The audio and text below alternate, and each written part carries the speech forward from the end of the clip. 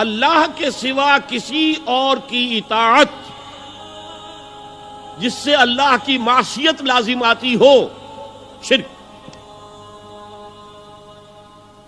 لا طاعت لمخلوق فی معصیت الخالق، مخلوق میں سے کسی کی اطاعت نہیں ہوگی یہ اس معاملے میں جس میں خالق کی معصیت لازم آ رہی۔ ہاں، خالق کے احکام کے اندر والدین کا حکم بھی مانو، اطاعت کرو،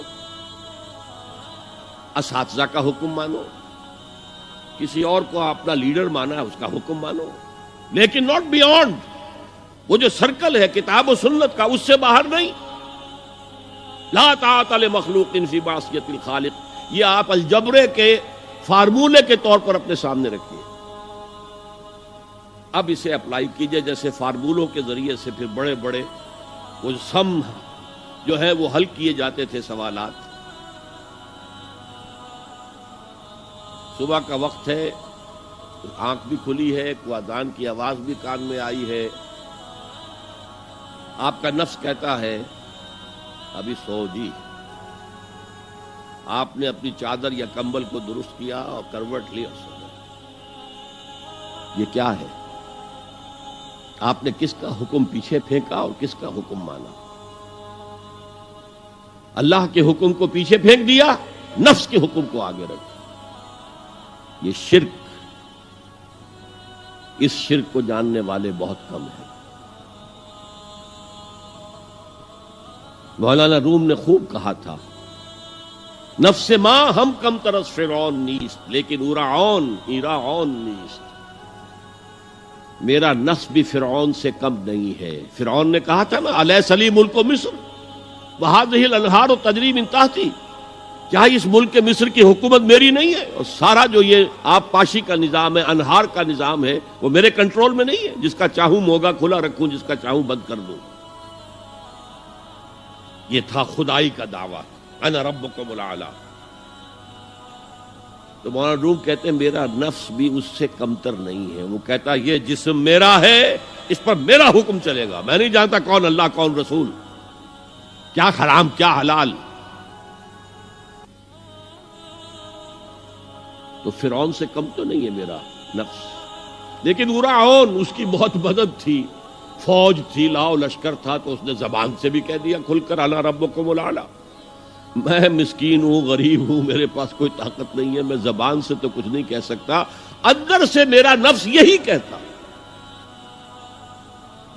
یہ نفس کی حکومت قرآن کہتا ہے، میں حیران ہوتا ہوں، دو جگہ یہ مضمون آیا ہے، ارأیت من اتخذ الہہ ہواہ افانت تکون علیہ وکیلا۔ اے نبی تم نے دیکھا اس شخص کو، اس کے حال پر غور کیا جس نے اپنی خواہش نفس کو اپنا الہ بنا لیا ہے۔ اللہ اکبر، الہ، لا الہ الا اللہ، کلمہ توحید کا مرکزی لفظ یہاں آ رہا ہے، من اتخذ الہہ ہواہ، جس نے اپنی خواہش نفس کو اپنا معبود بنا لیا، الہ بنا لیا۔ افانت تکون علیہ وکیلا، کیا آپ ایسے شخص کی کوئی ذمہ داری لے سکتے ہیں؟ سود حرام ہوا کرے جی، حرام ورام، ہمارا دھندا جو ہے وہ آگے بڑھ نہیں سکتا۔ تو